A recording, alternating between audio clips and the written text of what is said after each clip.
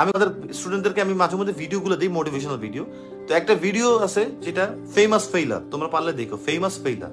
ওইখানে সবগুলো যারা যারা বড় বড় এখন মানুষ যারা, তারা ওই ফিল্ডে আগে ফেল করছে, তারপর ওই ফিল্ডে আছে, কতবার ফেল করছে সেটার কথা আছে।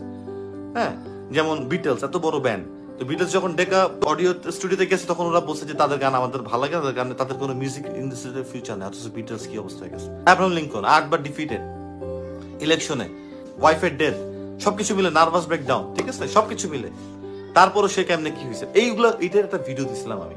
তো ওইখানে একটা কথা ছিল, যে ছিল, if you have not failed you have not tried anything new.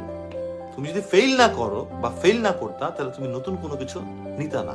যত নতুন স্ট্র্যাটেজি নিচ্ছ, তত তোমার অভিজ্ঞতা বাড়তেছে। তখন তুমি বলতে পারবা সবাইকে, আইএলটিএস এর রিডিং এইটা করো, এইটা করো, তোমরা এটা করছো না, আমিও জানি এটা করছো, কিছু আমিও এটা করছিলাম। এই জন্য আমি সবসময় বলি, take that example, take a story, not from the first attempt successful person. এরকম থাকে না, প্রথমেই অ্যাটেম্পটে আইএলটিএস 7 পেয়ে গেছে, 8 পেয়ে গেছে, এদের কাছ থেকে বেসিক্যালি তুমি কিছু শিখতে পারবে না। তাদের কাছ থেকে শোনো যে 5বার পরীক্ষা দিয়ে আইএলটিএস 8 পাইছে, যে 5বার পরীক্ষা দিয়ে আইএলটিএস 7 পাইছে। এদের কাছ থেকে জার্নি নাও, স্টোরি নাও, because they will teach you where not to go, কোথায় যাওয়া যাবে না। তারা জানে, তারা ভালো জানে। এইভাবে আমরা কখনো চিন্তা করি না। আমরা সবসময় দেখি আমাদের চোখের একটা রঙিন চশমা লাগানো থাকে, ও এইটা এইটা এরকম এরকমই। This is not how it works.